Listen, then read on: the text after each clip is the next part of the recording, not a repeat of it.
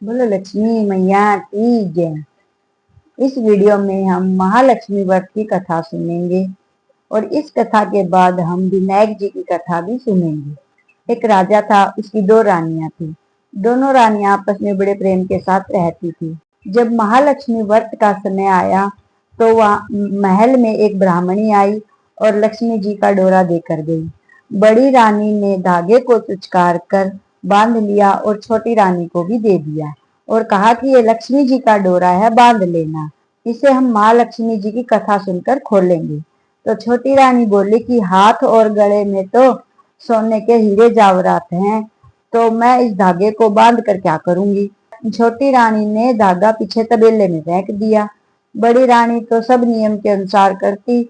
जब रात को सब सो गए, नियम के अनुसार धागा बांधा, व्रत कथा सुनी और धागे को खोला। जब रात को सब सो गए तो राजा के सपने में लक्ष्मी माँ आई और कहती कि तेरी छोटी रानी ने धागों को फेंक दिया, तो इसको निकाल दे, नहीं तो तेरा सब कुछ नष्ट हो जाएगा। सुबह उठकर राजा ने रानी को अपनी सपना सुनाया और रानी को देश निकाला दे दिया। अब वो जहां भी जाती वो बहुत दुखी होती। अगर वह पेड़ के नीचे जाती तो पेड़ सूख जाता, तालाब पर जाती तो पानी पीने तो तालाब सूख जाता, कुछ खाने जाती तो उसमें कीड़े पड़ जाते। वह भूखी प्यासी दुखी होकर इधर उधर भटकने लगी। तो वो एक वन में चली गई। वहां एक संत जी रहते थे। संत ने उसे देखा और उसे दया करके बोले कि बेटी, तेरे साथ ऐसा क्या हुआ कि तेरी ये दशा हो गई, मुझे बता। तो रानी ने अपनी सारी आप बीती बता दी कि कैसे मैंने लक्ष्मी माता के डोरे आए थे और मैंने उन डोरों को फेंक दिया और उनका अपमान किया। तो लक्ष्मी माता जी नाराज हो गई और राजा के स्वप्न में आई और कहा कि मुझे अपने राज्य से निकाल दे, नहीं तो तेरा राज्य नष्ट हो जाएगा। तो राजा ने मुझे देश निकाला दे दिया। अब मैं बहुत परेशान हूँ और पछता भी रही हूँ। तो संत जी बोले कि बेटी कोई बात नहीं, तू लक्ष्मी जी से माफी मांग और अगले साल इस व्रत को करियो और डोरा बांध लियो, तेरा सब कुछ ठीक हो जाएगा। तब तक तू मेरी धर्म की बेटी और मैं तेरा धर्म का पिता, तू मेरे साथ रहना। वह अपने धर्म के पिता के साथ चली जाती है। वो दोनों पिता बेटी की तरह साथ रहने लग जाते हैं। संत जंगल से लकड़ियां लेकर आता और वह खाना बनाती। अगले साल माँ लक्ष्मी का व्रत आया, अष्टमी आई, उसने डोरा अपने हाथ पर बांधा और व्रत किया।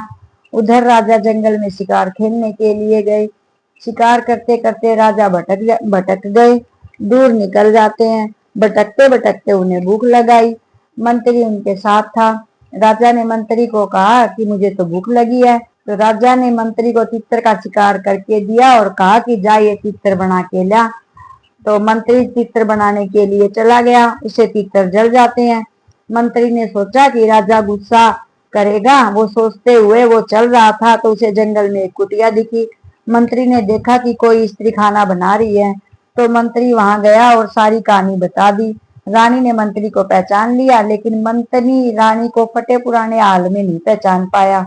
रानी ने कहा मुझे तीतर ला कर दो, मैं बनाती हूँ। मंत्री तीतर ले आया। रानी ने तीतर दूध में धोकर बना दिए और मंत्री को दे दिए कि जा अपने राजा को दे देना। मंत्री ने बने हुए तीतर राजा को दे दिए। राजा भूख से बेचैन मंत्री से बोला इतनी देर क्यों लगाई। तब राजा ने तीतर खाए तो राजा पहचान गया कि ये तो मेरी छोटी रानी के हाथ के बनाए तीतर हैं, वो बनाती थी ऐसे। राजा ने पूछा कि मंत्री सच सच बता कि तू के तीतर किसने बनवा कर लाया है। मंत्री ने बताया कि जंगल में एक स्त्री कुटिया में एक बाबा जी के साथ रहती है, मैंने तो तीतर उन्हीं से बनवाए हैं। मेरे तीतर तो जल गए थे तो मैंने उनसे कहा तो उन्होंने मुझसे तीतर बनाकर दे दिए। राजा बोला कि वह तो मेरी छोटी रानी है, मुझे साथ लेकर चल। दोनों चले और वहां पहुंचे जहां रानी संत जी के साथ रहती थी। राजा रानी ने एक दूसरे को पहचान लिया।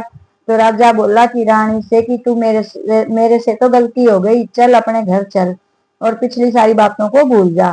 तो रानी बोली कि ठीक है, लेकिन मैं तो जो धर्म के पिता हैं पहले उनसे पूछूंगी, जो वो कहेंगे वो करूंगी। दुख की घड़ी में उन्होंने ही मुझे अपनी धर्म की बेटी बनाया और अपने साथ रखा। तो राजा बोला कि ठीक है। संत जी आए तो रानी ने सारी बात बताई। तो संत जी बोले कि बेटी ये तो एक बात के लिए बहुत खुशी की बात है कि बेटी अपने घर जा रही है।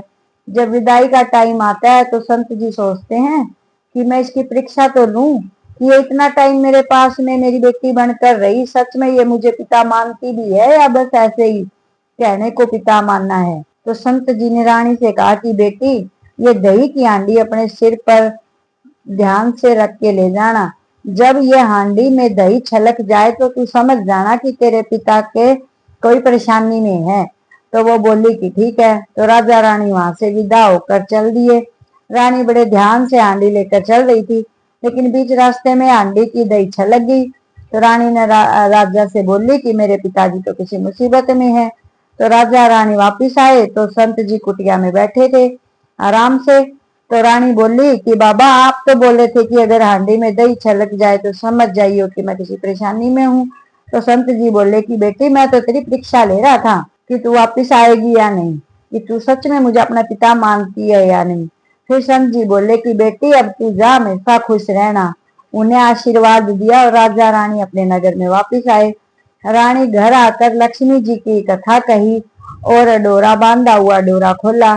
सारे नगर में ढिंढोरा पिटवा दिया कि जो कोई भी दुगड़ी को धागे बांधेगा और श्राद्धों में आई महालक्ष्मी जी के व्रत पर इन धागों को खोल लेगा, वह हमेशा सुख समृद्धि धन संपदा से भरा रहेगा। कहते, हे लक्ष्मी मैया, जैसे उस राजा रानी को मिलाया वैसे सबको मिलाना। कहते सुनते उकारा भरते सारे परिवार को धन संपदा संतान और सुख समृद्धि से भरपूर करना। बोलो लक्ष्मी मैया की जय। बोलो विनायक जी महाराज की जय। एक बार गणेश जी एक छोटे बालक के रूप में चिमटी में चावल और चमचे में दूध लेकर निकले। वे हर किसी से कह रहे थे कि कोई मेरी खीर बना दो, कोई मेरी खीर बना दो। एक बुढ़िया बोली और उसने कहा, ला मैं बना दूं। वह छोटा सा बर्तन से दाने लगी तो गणेश जी ने कहा, दादी माँ, छोटी सी भगोनी मत चढ़ाओ, तुम्हारे घर में जो सबसे बड़ा बर्तन है वही चढ़ा दो। बुढ़िया माई ने वही चढ़ा दिया। वह देखती रह गई, वह तो बर्तन पूरा भर गया। गणेश जी ने कहा, दादी माँ, मैं नहाकर आता हूँ। खीर तैयार हो गई हो तो बुढ़िया के पोता पोती खीर खाने के लिए रोने लग गए। बुढ़िया माई ने कहा, गणेश जी आके भोग लगाना। कहकर चूल्हे में थोड़ी सी खीर डाल दी और कटोरे भर भर कर बच्चों को दे दिए। पड़ोसन ऊपर से देख रही थी। बुढ़िया माई ने सोचा कि यह चुगली गा देगी, तो कटोरा भरकर उसे भी पकड़ा दिया। बेटे की बहू ने चुपके से एक कटोरा खीर का भरकर खा गई और कटोरा चाकी के नीचे छुपा दिया। अब भी गणेश जी नहीं आए। बुढ़िया माई को बहुत भूख लगी थी। एक कटोरा खीर का भरकर कुआड़ के पीछे बैठकर एक बार फिर कहा, जय गणेश जी आके भोग लगाना, और खाना शुरू कर दिया। तभी गणेश जी आ गए। बुढ़िया माई ने कहा, आजा रे गणेशिया, खीर खा ले, मैं तेरी राह देख रही थी। गणेश जी ने कहा, दादी माँ, मैंने तो खा ली। बुढ़िया माई ने कहा, कब खाई? गणेश जी ने कहा, जब तेरे पोता पोती ने खाई, जब तेरी पड़ोसन ने खाई, और जब तेरी बहू ने खाई, और जब तूने खाई तो पेट पूरा ही भर गया। बुढ़िया माई ने कहा, बेटा, और तो बात तेरी सारी साची है, पर बहू बेचारी का नाम मत ले, वो तो सुबह से काम में लग रही है, उसने खीर कब खाई? गणेश जी कहा, चाकी के नीचे देख, जूठा कटोरा पड़ा है, तूने तो मेरा भोग लगाया, वैसे वो वैसे ही खागी। बुढ़िया माई ने कहा, बेटा, घर की बात घर में ही रहने दे, बता बची हुई खीर का क्या करूं? गणेश जी ने कहा, नगरी जिमा दे। लोगों को न्योता दिया तो सब हंसने लगे, बोले कि कल तक तो खाने का भी नहीं पता था, आज नगरी जिमाएंगे। फिर भी लोग आए और ठाक से जिमे। नगरी जिमा दी, फिर भी बर्तन भरा का भरा रह गया। राजा को पता लगा तो बुढ़िया माई को बुलाया और कहा, क्यों बुढ़िया माई, ऐसा बर्तन तो तेरे घर क्या अच्छा लगे, हमारे घर होना चाहिए। बुढ़िया माई ने कहा कि राजा जी आप ले लो। राजा जी ने खीर का बर्तन महल में मंगा लिया। लाते ही खीर में कीड़े मकोड़े बिच्छू चलने लगे और सारी दुर्गंध फैलने लगी। राजा ने कहा कि बुढ़िया माई, अपना बर्तन वापस ले जा जो तुमने हमें दिया। बुढ़िया माई बोली कि राजा जी, ये बर्तन तो मुझे गणेश जी ने दिया। बुढ़िया माई अपना बर्तन वापस ले आई। लेते ही इसमें फिर से सुगंधित खीर होगी। घर आकर बुढ़िया माई ने गणेश जी से पूछा कि बची हुई खीर का क्या करूं? गणेश जी ने कहा कि झोपड़ी के कोने में गड्ढा खोद कर गाड़ दे, उसी जगह तुझे जब खोदेगी तो तुझे धन भरा मिलेगा। ऐसा कहकर गणेश जी अंतर ध्यान हो गए। जब झोपड़ी का लात मारी तो झोपड़ी के स्थान पर महल बन गया। सुबह बहू ने फावड़ा लेकर पूरे घर को खोद दिया तो कुछ नहीं मिला। बहू ने कहा कि सासू जी, थारो गणेश जी तो ताने झूठो है। सास जी ने कहा कि बहू, मारा गणेश जी झूठा को नहीं, ला मैं देखूं। वह सुई लेकर खोदने लगी तो टन टन करते हुए 2 धन के बोरे निकल आए। बहू ने कहा कि सासू जी, गणेश जी तो साचो है। सास ने कहा, गणेश जी तो भावना के भूखे हैं। हे गणेश जी महाराज, जैसे तुमने बुढ़िया माई को दिया वैसे सबको देना। कहानी कहते सुनते उकारा बनते हुए पूरे परिवार को देना। बोलो गणेश जी महाराज की जय।